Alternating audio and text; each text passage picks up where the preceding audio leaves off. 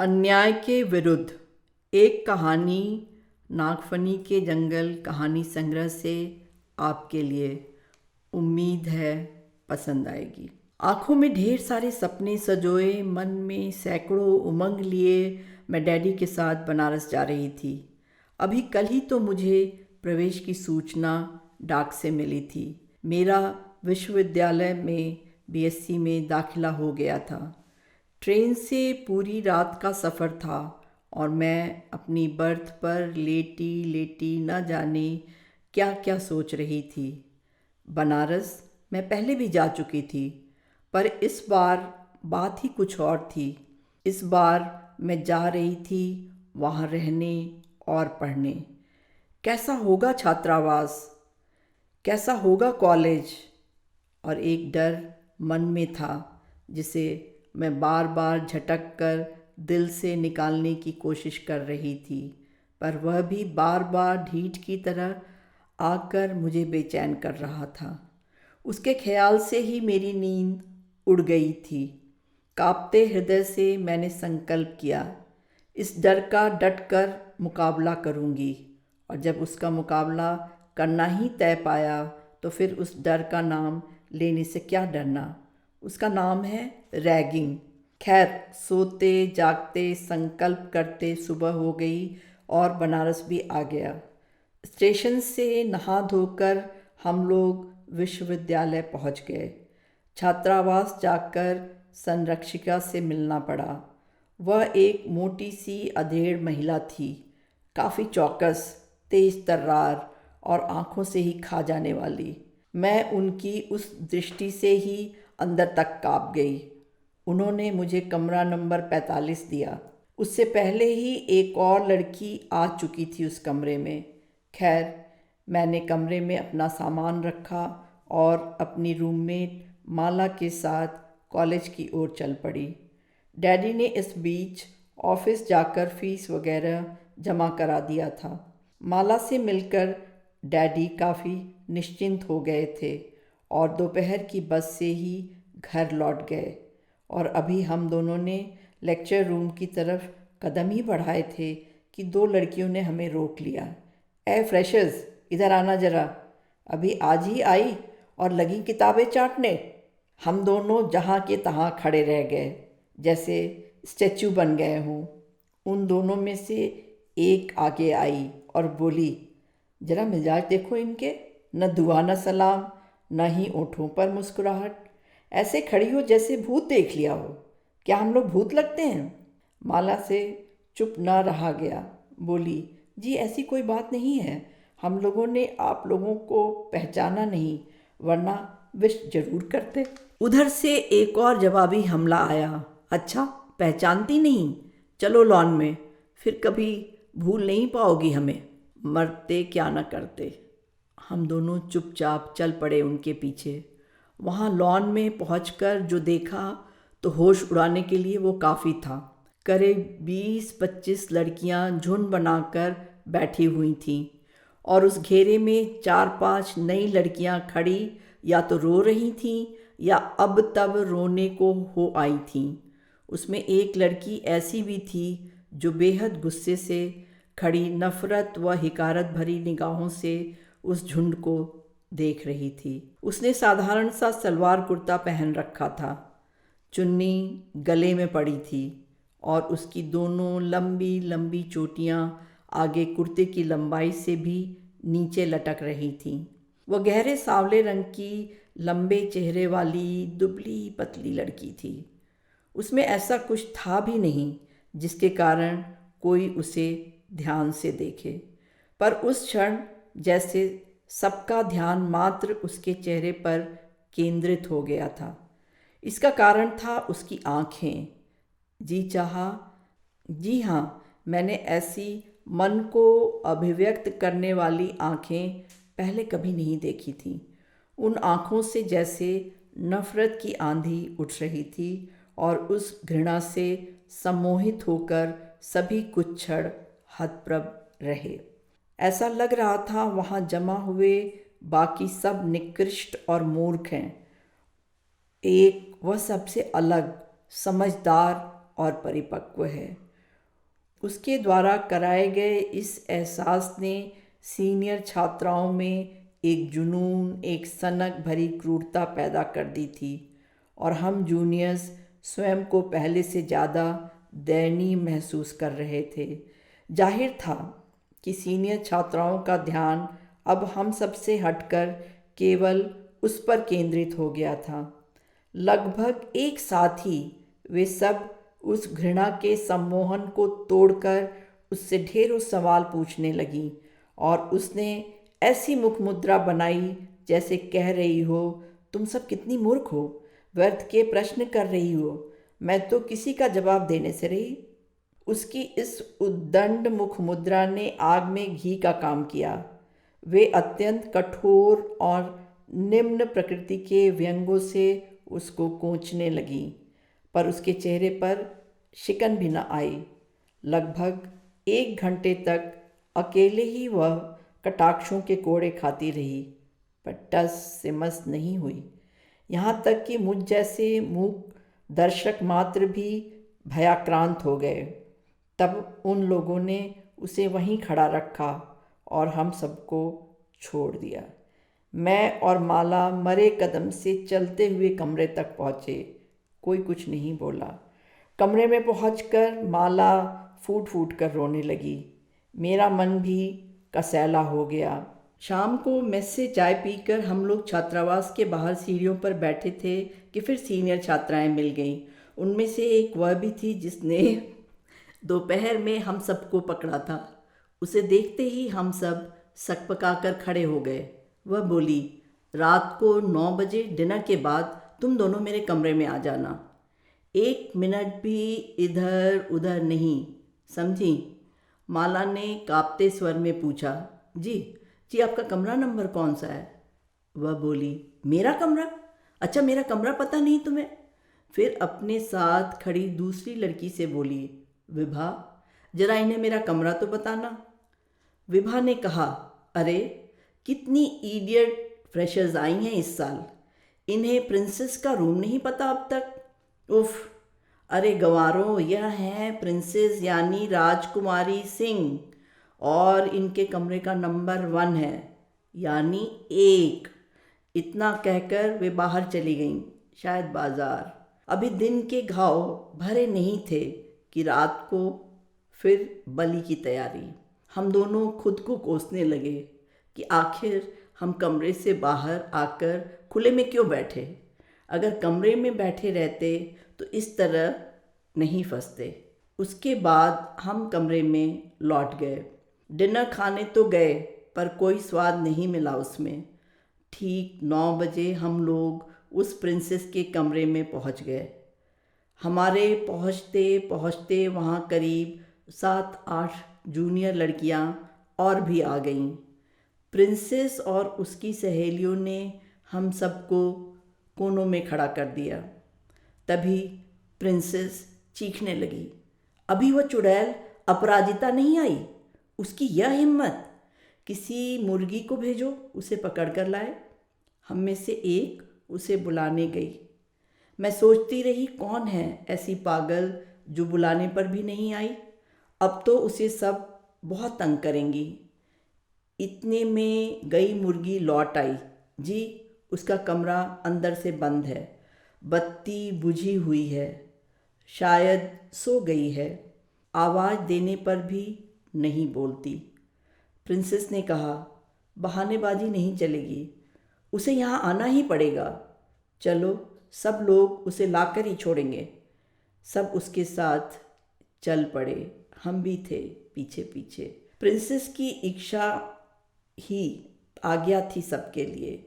कमरा नंबर 20 के सामने पहुंचकर प्रिंसेस ने जोर से एक लात मारी दरवाजे पर, भड़, और बोली, 1 मिनट में बाहर निकलो वरना बहुत बुरा होगा। अंदर से कोई आवाज़ नहीं आई, न ही कोई आहट ही हुई। प्रिंसेस का रहा सहा धैर्य भी जाता रहा। वह और तेजी से दरवाज़ा पीटने लगी, पर फिर भी अंदर से कोई आवाज़ नहीं आई। उसने दरवाजे के ऊपरी हिस्से में लगे कांच को तोड़ डाला और अंदर हाथ डालकर सिटकिनी खोल दी। बत्ती जली तो मैंने देखा बिस्तर पर सिर तक चादर ताने कोई लेटा हुआ है। प्रिंसेस ने अगले ही क्षण उस चादर को खींचकर फेंक दिया और उस लड़की का हाथ पकड़कर उसे बिस्तर से नीचे घसीटने लगी।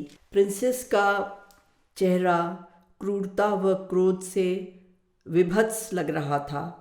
वह पसीने पसीने हो गई थी। मेरे अंदर तक एक दहशत फैल गई और अचानक जब मेरी दृष्टि उस लड़की पर पड़ी तो मैं भय से कांपने लगी। यह वही लड़की थी जिसने दिन में प्रिंसेस की खूब अवहेलना की थी और उस हेतु पर्याप्त दंड पहले ही भोग चुकी थी। सहसा मुझे विश्वास नहीं हुआ कि वह छात्रावास में रहकर भी इतना बड़ा दुस्साहस कर सकती है। माला ने धीरे से कहा, यही है वह चुड़ैल, यानी अपराजिता चौहान। उसके बाद क्या हुआ यह आज भी याद करने पर मन सिहर उठता है। अपराजिता को उन लोगों ने कमरे के अंदर एक कोने में खड़ा कर दिया। प्रिंसेस अब बिस्तर पर इत्मीनान से बैठ गई और विभा से बोली, देखती क्या हो, पहले क्वीन विक्टोरिया का मेकअप करवाओ, तब तो ताजपोशी होगी। विभा और अन्य 2-3 लड़कियां लपक कर नारियल के तेल का डिब्बा, पॉलिश और टेल्कम पाउडर ले आईं और अपराजिता से बोली, क्वीन जरा अपने बाल तो खोलना। पर अपराजिता बिना हिले डुले वैसे ही खड़ी रही। उसके इस तरह अप्रभावित रहने से उनका क्रोध बढ़ने लगा। एक झटके से विभा ने उसके बाल खोल दिए और अन्य 2 ने उसके सिर पर आधा डिब्बा तेल उड़ेल दिया। उसके बाद वे उसके चेहरे पर पॉलिश लगाकर उस पर पाउडर छिड़कने लगीं। अपराजिता की यह दशा देखकर हम सब बेहद डर गए, पर अपराजिता के लिपे पुते चेहरे पर कोई भाव आया हो ऐसा नहीं लगा। हाँ, प्रिंसेस के मुख पर परम संतुष्टि का भाव अवश्य झलक रहा था। उसकी तरफ से लगभग निश्चिंत होकर प्रिंसेस का ध्यान बाकी लोगों पर पड़ा। वह माला से बोली, तुम क्या आंखें फाड़ कर देख रही हो, चलो गाना गाओ। माला अच्छा खासा गा लेती थी। उसने गाना शुरू किया, आएगा आएगा आएगा आने वाला आएगा। उफ, बंद करो यह खटराग। आते ही आने वाले के चक्कर में पड़ गई लड़की, प्रिंसेस बोली। माला अचकचाकर चुप हो गई। अब मेरी बारी थी। इस बार विभा ने कहा, चलो अब तुम गाना गाओ। मुझे गाना नहीं आता था, पर नहीं आता कहने के बजाय मैंने बेसुरा गाना सुनाना ही बेहतर समझा। मैंने शुरू किया, सुर ना सजे क्या गाऊं मैं। अरे चुप हो जा, वरना गधे आ जाएंगे मेरे कमरे में। मैं चुपचाप सिर झुकाकर खड़ी हो गई। अचानक प्रिंसेस की निगाह मेरे जूतों पर पड़ी और वह बौखला गई। उसने कहा, क्या लिखा है तुम्हारे कैड्स पर, पढ़ना जरा। मैंने तुरंत कहा, चार्मिंग। वाह, बहुत खूब, चार्मिंग। अपने को बहुत स्मार्ट समझती हो तुम। निकालो जूतों को और आइंदा इन्हें पहने देख लिया तो मुझसे बुरा कोई नहीं होगा। मैंने सकपकाकर जूते उतार दिए। फिर वह बोली, और बाल कटाकर अपने को बहुत स्मार्ट समझ रही हो। कल से तेल लगाकर इनको बांध कर रखना, समझी। इसके बाद अन्य लोगों की भी काफ़ी दुर्गति हुई। अंततः रात के 12 बजे जूतों को हाथ में उठाए अन्य सबके साथ मैं भी अपने कमरे में वापस आ गई। दूसरे दिन सब जल्दी जल्दी तैयार होकर मेस पहुँचे, नाश्ता लिया और क्लास के लिए चल दिए। दिन काफ़ी सामान्य ढंग से गुजर गया। शाम को लगभग 7 बजे बाहर काफ़ी शोर सुनकर हम और माला कमरे से बाहर निकल आए। देखा ढेर सारी सीनियर्स झुंड बनाकर बरामदे में खड़ी जोर जोर से बहसें कर रही हैं। हम लोगों की तरह कुछ और पागल और बेवकूफ़ लड़कियां शोर सुनकर अपने अपने कमरों से बाहर निकल आई थीं। उन लोगों ने हम लोगों को तुरंत बुला लिया। प्रिंसेस की आंखों में खून उतर आया था। वह बोली, किसने वार्डन से शिकायत की है?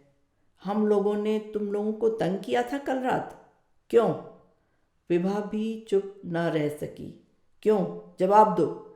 किसकी शामत आई है? किसको पागल कुत्ते ने काटा है? हम सब चकित हतप्रभ से खड़े रहे। प्रिंसेस फिर गरजी, हो न हो, यह उसी चुड़ैल अपराजिता का काम है। विभा ने कहा, चलो उसके कमरे में चलते हैं, अभी पता चल जाएगा। इसके साथ ही सब उसके कमरे की ओर चल पड़े। वहाँ उसके कमरे के दरवाजे पर कुंडी में अटका बंद ताला मानो उन सबको मुंह चिढ़ा रहा था। प्रिंसेस का क्रोध से बुरा हाल था।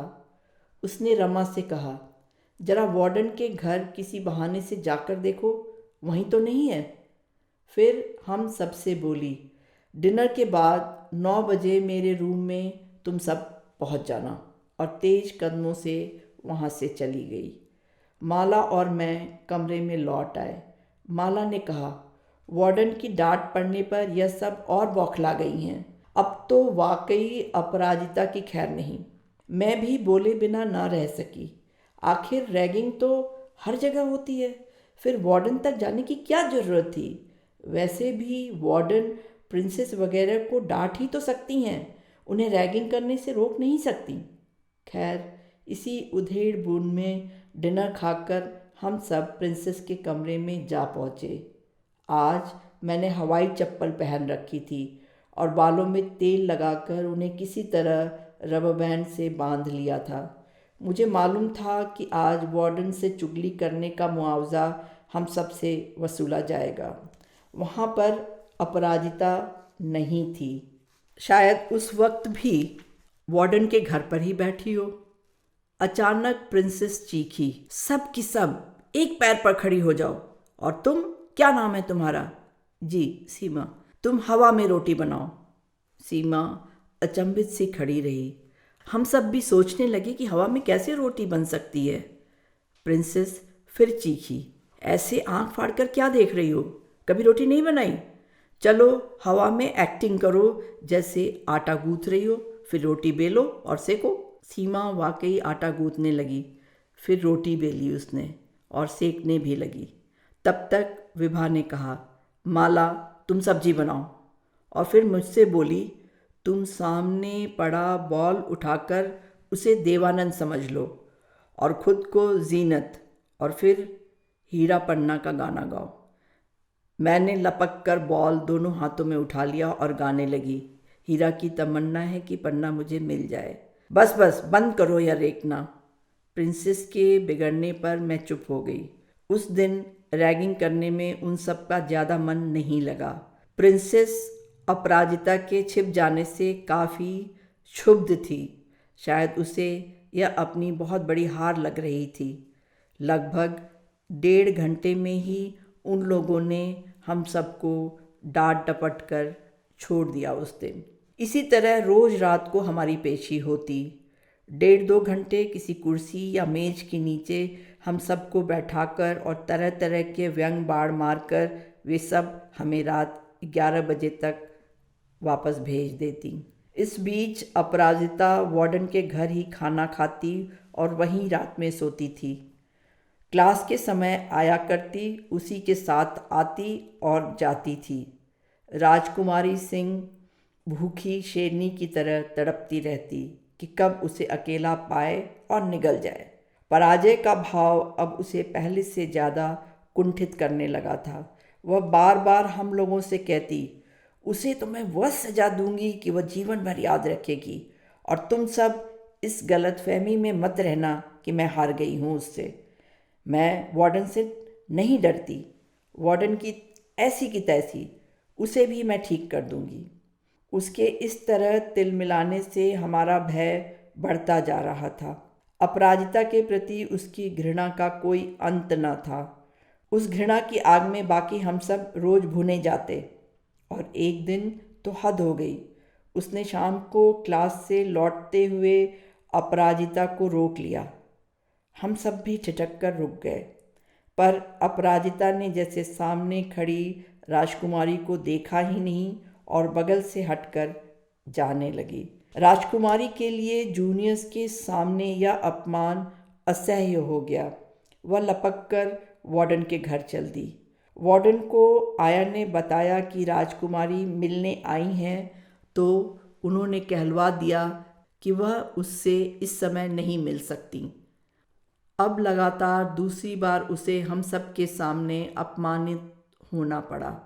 वह बौखला कर चीखने लगी, मैडम, आपको अभी मिलना पड़ेगा, इसी वक्त, वरना अच्छा नहीं होगा।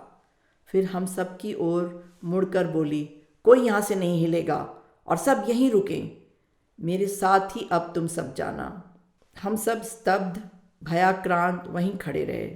शायद वार्डन से ज़्यादा सब राजकुमारी के क्रोध व क्रूरता से डरते थे। अंततः वार्डन को बाहर निकलना पड़ा। वह बोली, कहिए क्या बात है, आपने इतनी भीड़ क्यों जमा कर रखी है? फिर हमारी ओर देखकर मैडम ने कहा, आप सब जाइए यहाँ से। राजकुमारी फिर चीखी, कोई नहीं जाएगा और तब तक यहाँ सभी खड़े रहेंगे जब तक आप यह नहीं बताएंगी कि अपराजिता चौहान आपकी क्या लगती है।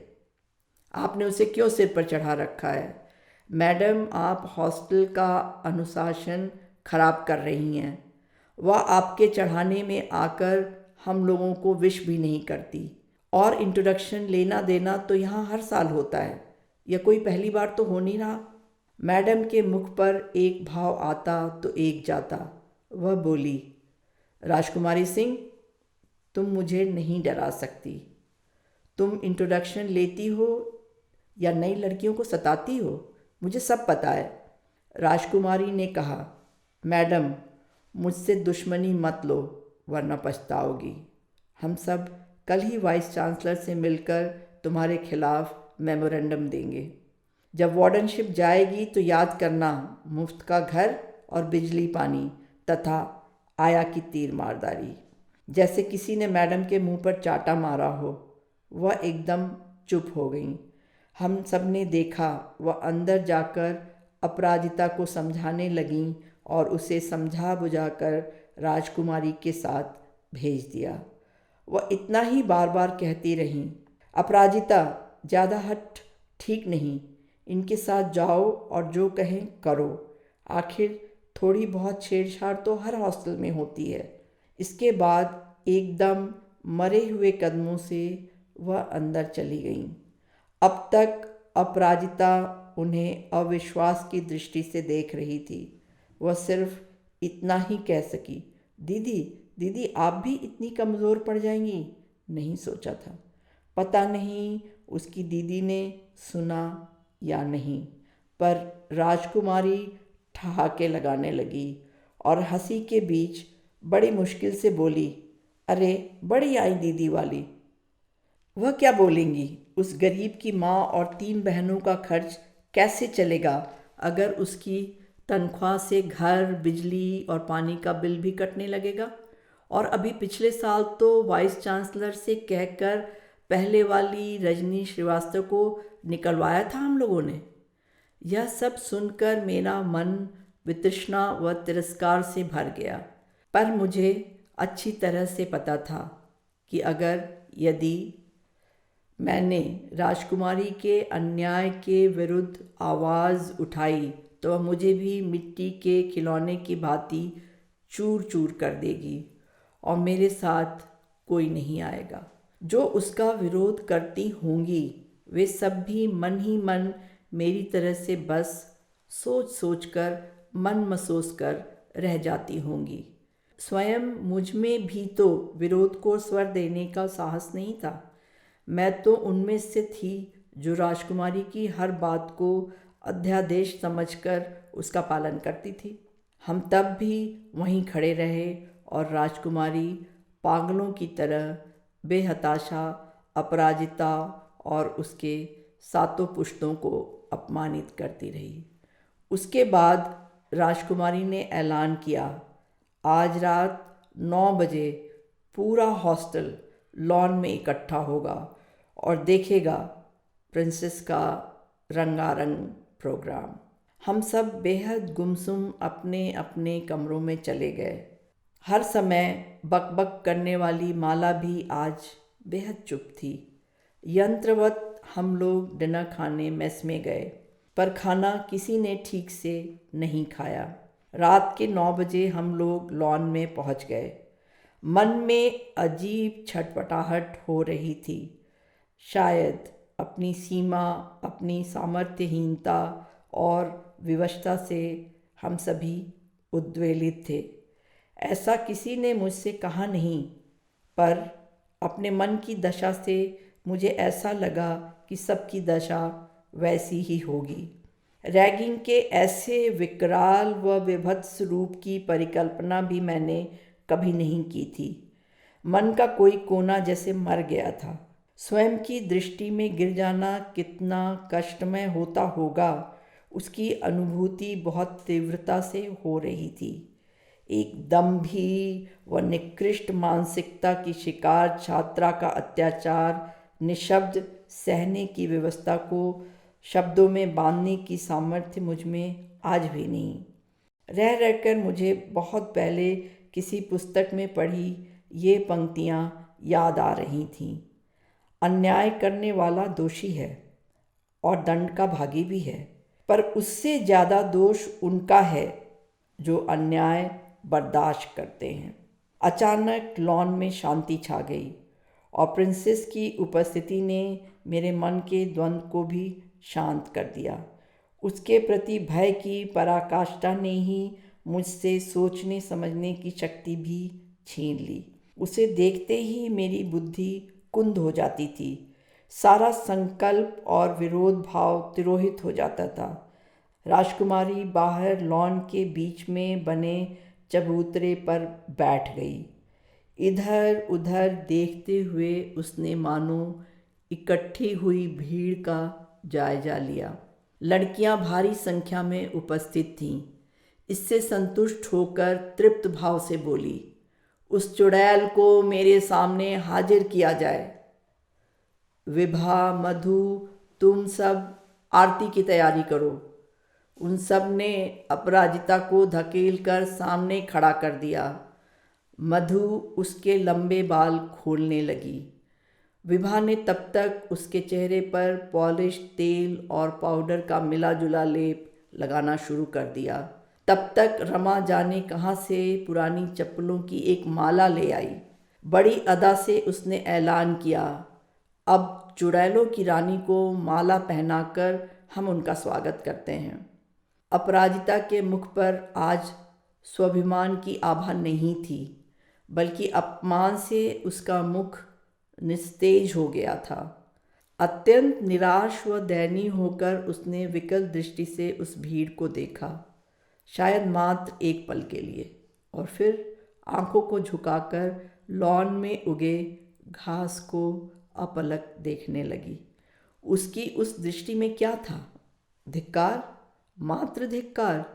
एक अत्याचारी निरंकुश छात्रा के प्रति नहीं, वहाँ एकत्रित समस्त भीड़ के प्रति। उसके अपमानित व प्रताड़ित होने का दृश्य देखने आए हम सब उस दंभी छात्रा राजकुमारी से ज़्यादा निकृष्ट थे, ज़्यादा पाशविक व अन्यायी। अचानक मन का द्वंद्व राजकुमारी की गर्जना से पुनः शांत हो गया। क्यों चुड़ैल, अब उड़ गए ना हाथ के तोते? चल घुटनों पर गिर, माफ़ी मांग, प्रिंसेस के दरबार में फरियाद कर। 1 मिनट, 2 मिनट, 3 मिनट। अपराजिता अविचल, स्थिर, यथास्थान खड़ी रही। राजकुमारी फिर चीखी, सुना नहीं तुमने? चल, मैं 3 तक गिनती हूँ। उस बीच मेरे कदमों में गिरकर बोल, प्रिंसेस मुझे माफ़ कर दीजिए, मैं आपकी दासी हूँ। राजकुमारी ने गिनती शुरू की।